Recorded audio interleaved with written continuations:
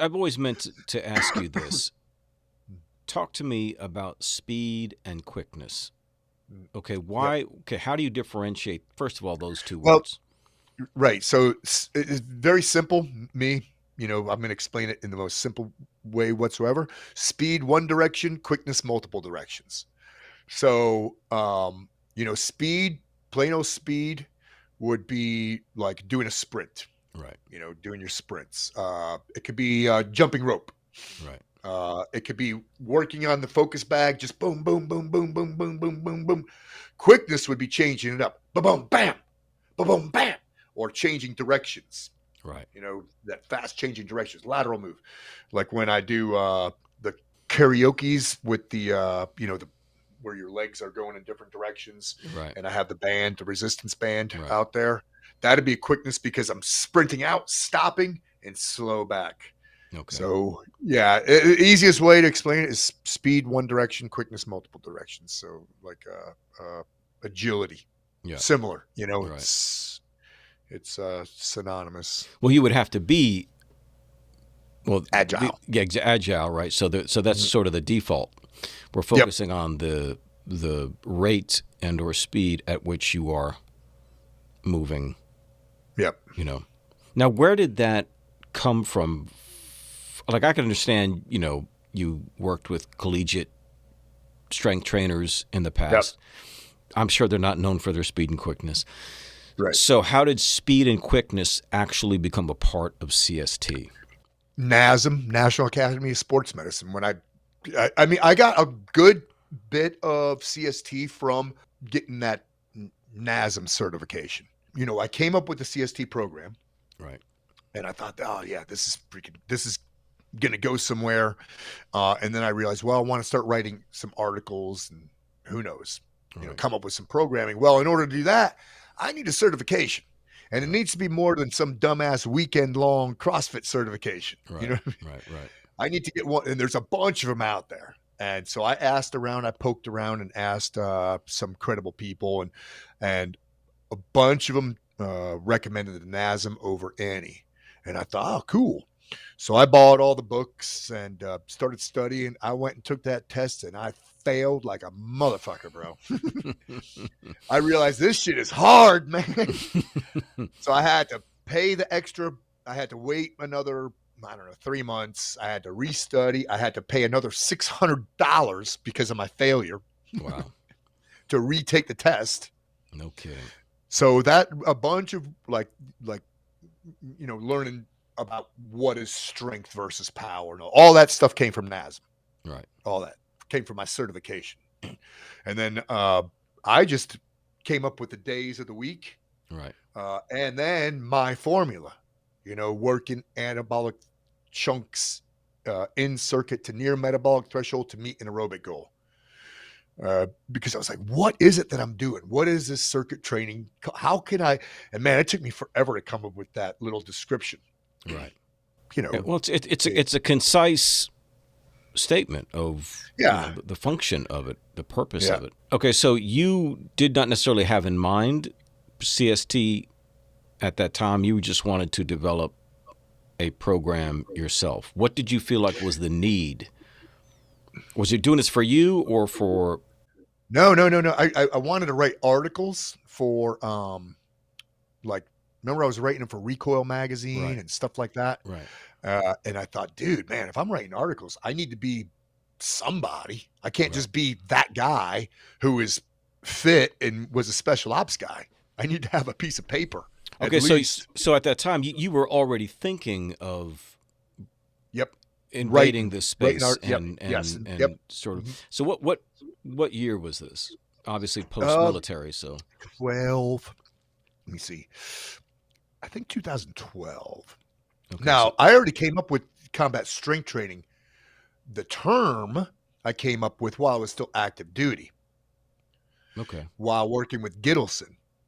When he so told me, he says, "This Mike Gittleson, the right, right, University of Michigan strength coach." right. Because when I gave him a tour of my gym, he says, "This gym doesn't say combat. This gym says Bally's Fitness Center." Wow. And yeah, yeah, it was great. It was great. And I said, you know what? You're right. And I had a conversation up to him about subliminal manipulation. Hmm. I says, you know what? I'm gonna rename this. I'm gonna give it a name. I'm gonna give the gym a name. And that's when I came up with that term, combat strength training, because he said combat. This gym, Right. because he was training special ops guys. He says, this gym doesn't say combat. It Right. says Bally's Fitness Center. It's perfect. Right. I mean, this guy, he's a college strength coach. Right. He's no fluff. There's no fluff with those dudes. You know what I Right. mean? Right. There's So no you were BS so you were coming up with something for the unit for the unit. at the time. Yep. Right. I had no idea that this would gain traction outside of the military at the time. Right. I just wanted us to work out cooler. So I got permission from the unit. I said, hey, man, I will paint a real sexy sign above the door. It'll look good. It'll be professional. It'll block letters and all this stuff. And they said, hell yeah, do it. So I wrote it up, the Combat Strength Training Facility. And I remember the day I finished, I stopped it. And I remember this one guy. His name is Mark Irwin, real fit dude. I just finished it and I'm looking up at it and I pull the little ladder away and my brushes and stuff. And he walks in and he glances at it and he pops back out and he goes, whoa, looks like, what do you say? Looks like I've got to come in here and actually work today or some shit like that. So he got the But, message. but I was like, dude, it fucking worked. Yeah. Subliminal manipulation, Or- So, Well, okay. So you then you felt later as you're writing for magazines like Recoil, why would anybody be interested in what you had to say about training? Why was that a concern for you that you had to, you couldn't rest on just being a former unit because they were just Recoil magazines about guns, not about yeah, right. Yeah. fitness. Yeah. So how did that become important? So with the I'll tell you the Recoil part. I was brand new to T-Max, brand spanking new, but I already had a name because I had a little chunk of the YouTube world. Right.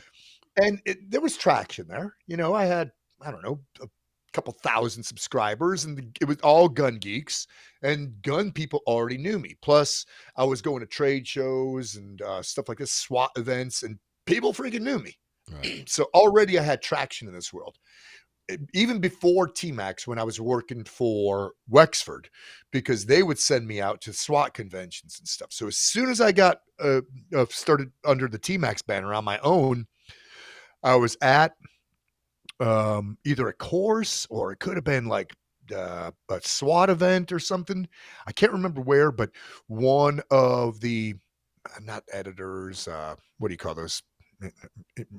Somebody who worked for Recoil magazine. Right. Could have been an editor or a contributor. Sure. Said, hey, this is in West Virginia. It was at a range in West Virginia. I could see him now and I could see the range. Yep, 100%. He said, hey, would you consider writing articles for Recoil? I said, hell yeah, bro. He said, do you know the magazine? I said, yeah. I mean, I haven't. I've seen it a couple times. I mean, I'm not a subscriber or anything. Sure. But yeah, man. And he goes, oh, great. I said, how about if I write some articles about fitness? He goes, fitness? We're a gun magazine. I said, yeah, but you're a tactical gun magazine. You're not just a gun magazine. You're not guns and ammo. This is all about tactics. And you got to be fit. If you're going to be a tactician, if you're going to be a gunfighter, you've got to maintain some kind of level of fitness. And the guy looked at me and it was like so novel. The concept was unbelievable to him. It was so foreign, but it made such sense. He goes, dude, what in the fuck? I mean, he was blown away. Wow. Now, I also, check it out. I pulled that directly out of my ass. I had never thought about it before.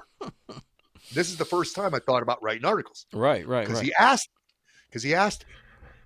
So, I asked him about the format and I sent him photographs and they did the cartoon versions, the illustrations. Remember those? Did you ever see those? Yeah.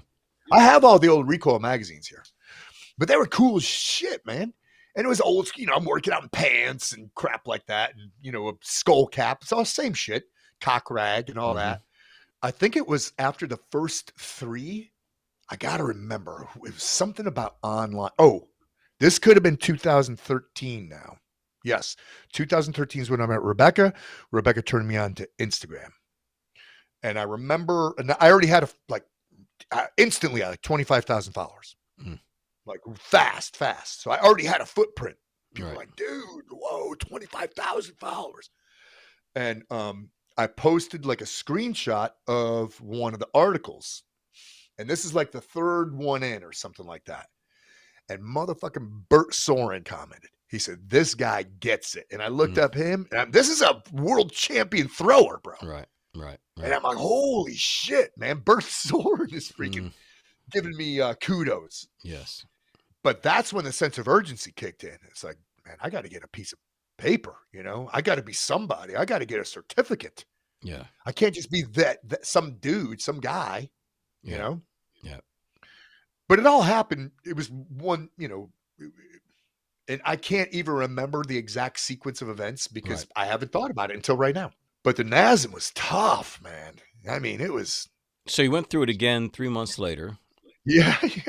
I remember going to the Sanford airport. That's where I had to take the test. No kidding. There's not even a real airport there. It's like a driving track now. But how long was the test? Buildings. Whoo! Man, it was long as shit. I remember first time I took it, I was going, I immediately regret this decision of not studying my ass off. I immediately regret it. Mm-hmm. But no, really, that's how it was. Because it was stuff that I will never use again, but like anatomy, you know, this ligament, this muscle, that, you know, stuff that it's just not my. I know those people who know all that shit, like Randy Sharp. Right. He knows every single freaking one of those things. It was boring the crap out of me. I was like, this is not why I'm here, but I know this is a part of it. Let me just study my ass off and then I'll data dump. I don't need to retain this shit. Right. I'll just data dump the fuck out of it. And then once all the articles came out, and that's when Mark Neidick saw the articles and contacted me. Yeah, it was a cool little project. And the older I get, the more legitimate that system is going to become or maintain. Oh, dude, everything I post that's training related videos, you know, I can put in tag keywords and stuff like that. I'm always putting in fit over 40, fit over after 50. You know what I mean? Yep. Pitching those people just because, the man. mantras, Well, that's interesting because, you know, obviously people see it as gospel, you know, at this point, but it obviously had an origin. When something has life, you're just kind of following the trail more so.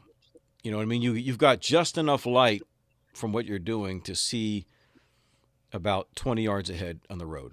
Like you're driving that's how it is. You can't see, you don't know the clear end goal. You don't know where this is headed. You're just trying to master the next, I got to get these next 25 yards. Right. And grow and develop. And for more basic skills, field craft, and basic dude stuff, you got to join my Pat Mac Keep the Blaze Live coaching squad on Patreon. We do a live stream every week and a tier 1 Zoom every 2 weeks. The best part about the squad is we have a very eclectic group with a very wide skill set range. We run a private Facebook page that I administrate, so there's no peripheral douchebaggery. So I hope to see you there. Link is in the description. Rock and roll, baby.